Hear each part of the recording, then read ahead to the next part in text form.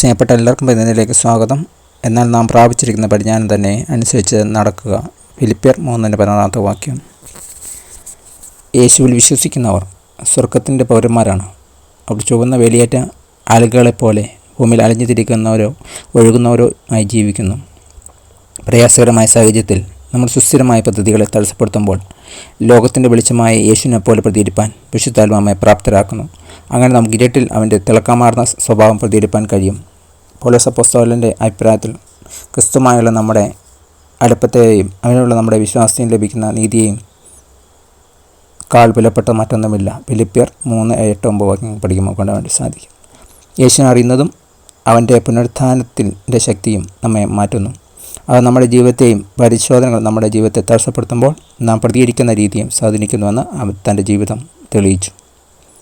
നാം ദിവസവും ദൈവത്തിനോടൊപ്പം സമയം ചെലവഴിക്കുമ്പോൾ പരിശുദ്ധാത്മാവ് നമുക്ക് ആവശ്യമായ സത്യത്താൽ നമ്മെ സജ്ജരാക്കുന്നു.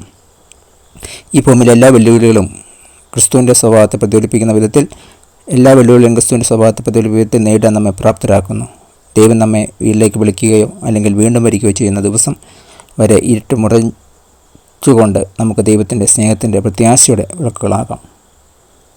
അവൻ്റെ ജീവിതം, മരണം, പുനരുത്ഥാനം എന്നിവയിലൂടെ ക്രിസ്തു നിങ്ങൾക്ക് നൽകിയ കാര്യങ്ങൾ പരിഗണിക്കുമ്പോൾ ജീവിത വെല്ലുവിളികളെക്കുറിച്ചുള്ള നിങ്ങളുടെ കാഴ്ചപ്പാട് എങ്ങനെ മാറിയിരിക്കുന്നു? ക്രിസ്തുവിൻ്റെ സ്നേഹം സ്വഭാവം കൊണ്ട് തിളങ്ങുന്ന ഒരു അളിഞ്ഞു തിരിയുന്നവൻ ആകാൻ നിങ്ങൾക്ക് എന്ത് ചെയ്യാൻ കഴിയും? പ്രാർത്ഥിക്കാം. ശക്തനും കരുണാനുമാനുമായ യേശുവേ, പ്രയാസകരമായ സാഹചര്യങ്ങൾ എൻ്റെ ജീവിതത്തെ തടസ്സപ്പെടുത്തുമെന്ന ഭീഷണി മുഴക്കുമ്പോൾ ഞാൻ നിന്നിൽ ഉറച്ചിരിക്കുന്ന പ്രത്യാശ മറ്റുള്ളവർ ചൂണ്ടിക്കാണിക്കുന്നതിനെ എന്നിലൂടെ പ്രകാശിക്കണമേ. Thank God. Bless you. പുതിയ ദിവസം പുതിയ അനുഭവങ്ങളാ ദൈവം നിറക്കട്ടെ. God bless in Jesus name. Amen.